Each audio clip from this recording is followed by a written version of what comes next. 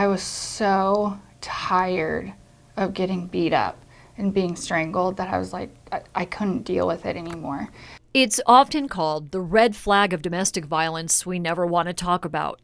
Serious issues deserve serious conversation. Strangulation is the last warning shot to murder. But it's time to talk about it.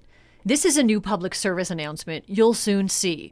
Within our beautiful community, there is a pandemic within the pandemic, strangulation. It's part of training and a new county-wide protocol for first responders on those domestic abuse calls. We are now asking our officers to take a little bit deeper look into that violent situation and see if the crime of strangulation has occurred.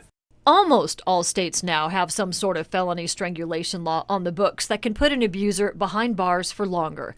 It was in 2017 when Montana made it a felony to strangle a partner or family member. To understand why, you have to understand the crime. Because it is the fastest way to kill somebody without leaving any external injuries whatsoever. It leads to someone wanting to assert control over someone else, and that is, the last stop before actually killing someone. Even if a victim survives that initial attack, they could go on later to have a stroke or have other permanent injuries. As one ER doctor told me, our necks are considered high-value real estate on our bodies, and it doesn't take that much pressure to kill. The pressure on the neck is so minimal to render someone unconscious. Only 4 pounds of pressure on the jugular vein for 10 seconds and someone can become unconscious. Only 10 pounds of pressure on the carotid artery, stopping that blood flow to the brain for 10 seconds, and your victim is potentially unconscious. And we were treating it for so long as though it was just like a slap in the face or a kick or a punch, when in fact, it's one of the most deadly forms of domestic and intimate partner violence. Kat Otway is a forensic nurse examiner who also works with Missoula's First Step Resource Center at St. Patrick Hospital. She's trained law enforcement officers across the country to help them recognize signs of strangulation on the scene. And it's not as obvious as you might think. Most of the time, you're not going to see one external visible injury on the victim's neck. I've taken care of patients where they were strangled 8 years ago, and to this day, their voice has not returned back to normal. I've got patients that I've taken care of to this day, they can't eat solid food as a result of their strangulation.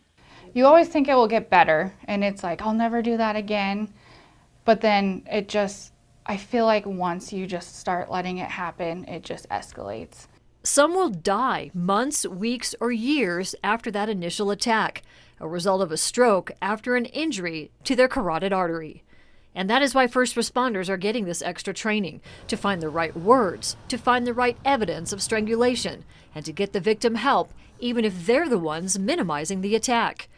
It's a big enough deal that this month a new county-wide strangulation protocol begins. That is the sole purpose of this, is so nothing falls through the cracks. A piece of that protocol includes training. And part of the philosophy we have is a trauma-informed interview technique where we're not going to be judgmental.